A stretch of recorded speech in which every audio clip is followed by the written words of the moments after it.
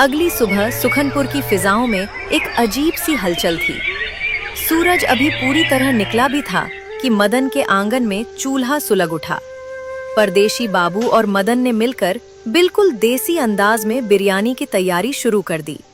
एक तरफ पत्थर पर पिसे मसालों की खुशबू थी तो दूसरी तरफ ताजी मछलियों का सोंधापन। गांव के एक किनारे पर माखन लाल के ढाबे से हमेशा की तरह महक उठ रही थी, लेकिन आज उसे टक्कर देने के लिए गांव के दूसरे किनारे पर मदन के घर से भी एक जबरदस्त खुशबू उठने लगी। जैसे ही बिरयानी तैयार हुई, मदन और परदेशी बाबू ने बड़े प्यार से उसे सलीके से ठेले पर सजाया और गांव के दूसरे छोर पर अपना ठेला लगा दिया। जैसे ही बिरयानी की देग खुली, उसकी महक हवा के साथ पूरे गांव में फैल गई। लोगों की नाक में जब ये नई खुशबू पहुंची तो वे चौंक गए।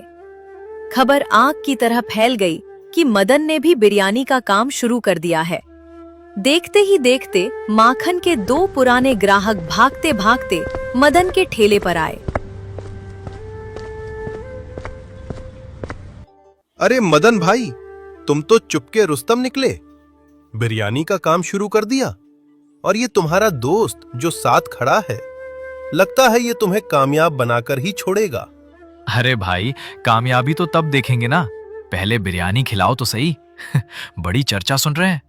वैसे कितने रुपए प्लेट है मदन? बाबूजी, सिर्फ 70 रुपए प्लेट है। 70 रुपए? अरे मदन भाई, तुम माखन लाल के जैसा रेट क्यों नहीं ले रहे? क्या तुम्हें इस तपती दोपहर में गर्मी नहीं लगती? वो तो कहता है कि भट्टी के पास बैठने का हर्जाना है। बाबूजी, खेत में खटकर मजदूरी करूंगा तब भी गर्मी लगेगी, और यहाँ बिरयानी खिलाऊंगा तब भी गर्मी लगेगी। पसीना तो बहाना ही है। बस एक प्लेट पर अगर 10 रुपए भी बच जाएं तो मेरे लिए बहुत है। ज्यादा का लालच पालकर किसी की मजबूरी का फायदा नहीं उठाना चाहता। मदन की बात सुनकर दोनों ग्राहकों ने एक एक प्लेट बिरयानी ली। जैसे ही पहला निवाला मुंह में गया, उनके चेहरों पर सुकून आ गया। वे बिरयानी की इतनी बड़ाई करने लगे कि मदन की आंखों में खुशी के आंसू आ गए। अरे भाई, क्या स्वाद है! माखन की बिरयानी में तो सिर्फ तीखापन और अहंकार था, पर तुम्हारी बिरयानी में तो ममता का स्वाद है।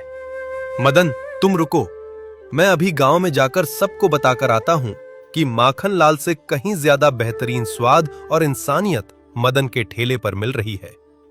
अब सुखनपुर का पैसा और इज्जत दोनों सही जगह जाएंगे।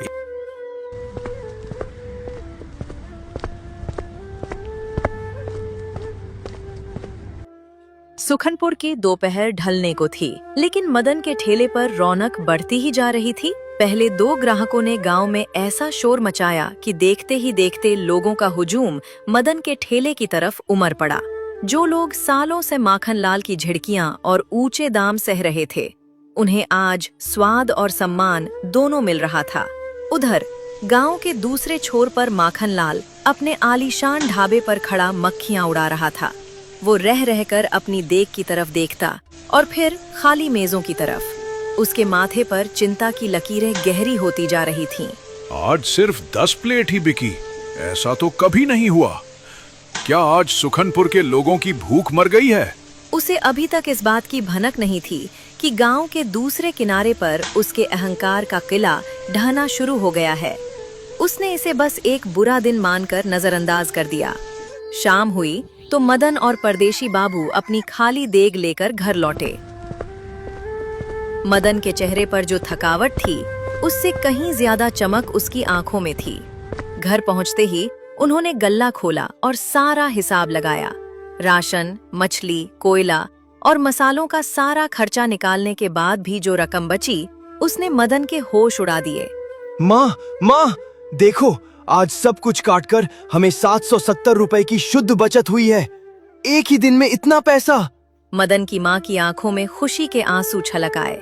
उन्होंने परदेशी बाबू की तरफ देखा और भारी गले से कहा, बेटा, आज तुम्हारी वजह से मेरे घर का चूल्हा भी जल रहा है और उम्मीद भी। तुम्हारा बहुत बहुत धन्यवाद। तुमने हमारे डूबते हुए घर को सहारा दे दिया।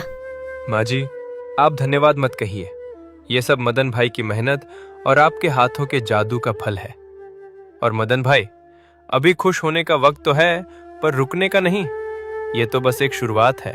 परदेशी बाबू की आंखों में कल की योजना तैयार थी। उन्होंने मदन की तरफ देखकर कहा, मदन, कल हम बिरयानी का स्तर और बढ़ाएंगे।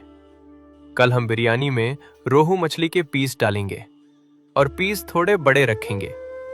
लोगों को लगना चाहिए कि मदन के यहाँ सिर्फ पेट नहीं भरता, दिल भी भरता है। अभी मुकाबला कड़ा होने वाला है, क्योंकि कल माखन को पता चलेगा कि उसका प्रतिद्वंदी कौन है। चलिए, अब बहुत थकान हो गई है।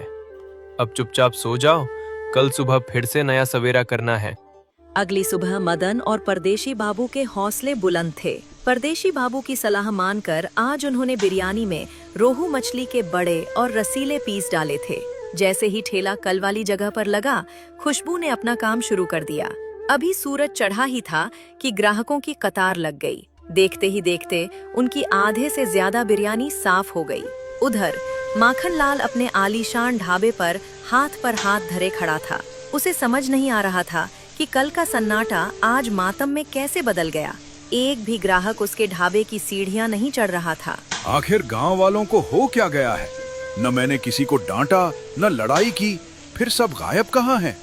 कहीं गांव में कोई मर तो नहीं गया, या सबकी तबीयत तो खराब नहीं हो गई? चिंता और शक के मारे माखन लाल अपनी लाठी उठाकर गांव की तरफ निकल पड़ा। अभी उसने कुछ ही दूर का सफर तय किया था कि हवा के एक झोंके ने उसके नथुनों में बिरयानी की एक ऐसी महक भर दी जो उसके अपने मसालों से कहीं ज्यादा ताजी और असरदार थी। वो उस महक का पीछा करते करते उस जगह के पास पहुंचा और जो देखा उसे देखकर उसके पैरों तले जमीन खिसक गई। वहां एक ठेला खड़ा था जिस पर मदन और वो नया परदेशी आदमी मुस्तैदी से काम कर रहे थे और ग्राहकों की भीड़ उन्हें घेरे खड़ी थी।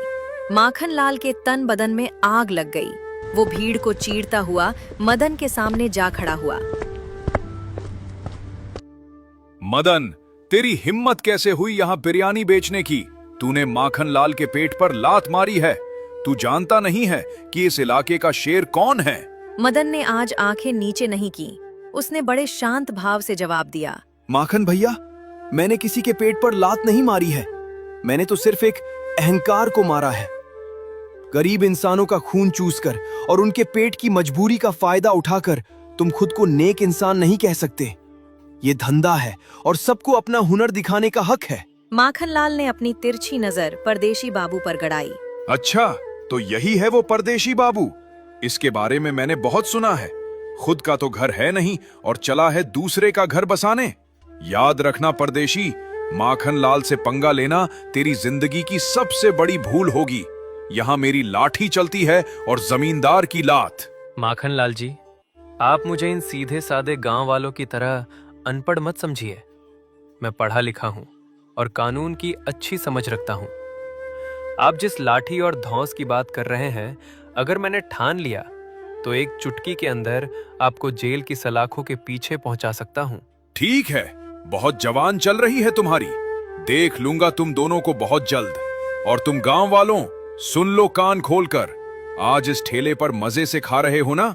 जिस दिन इसका ठेला बंद होगा और तुम मेरे ढाबे की चौखट पर आओगे, उस दिन तुम्हें कुत्ते की तरह ना खिलाया तो मेरा नाम भी माखन लाल नहीं। याद रखना मेरी बात। अगले दिन मदन और परदेशी बाबू ने बड़े जोश के साथ ठेला लगाया।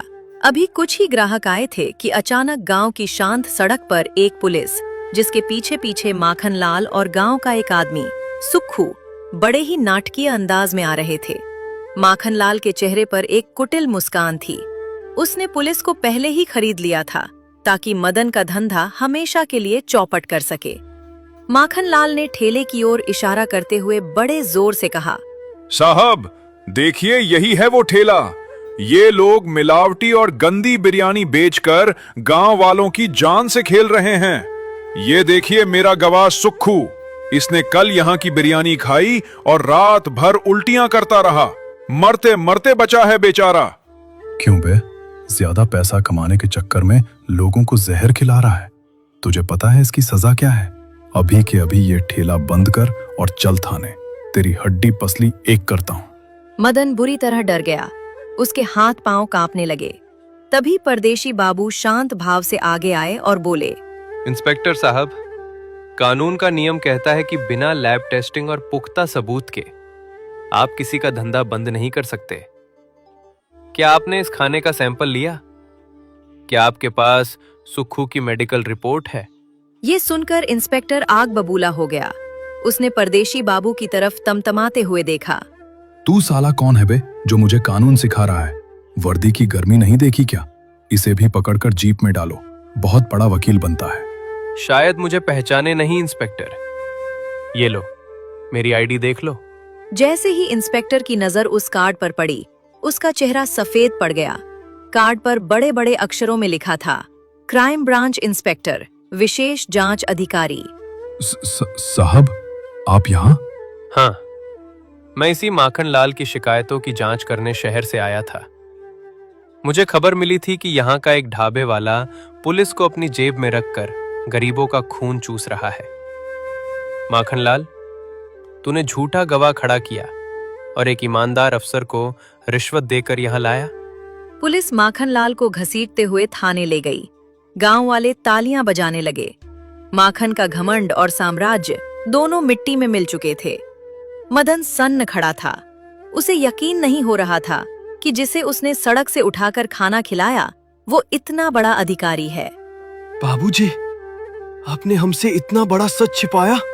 मदन भाई, मैं यहाँ सिर्फ अपराधी पकड़ने आया था, पर तुम्हारी और तुम्हारी माँ की ममता ने मुझे इंसानियत सिखा दी। तुम्हारा कर्ज उतर चुका है। अब माखन का ढाबा भी तुम्हारा है और ये गांव भी।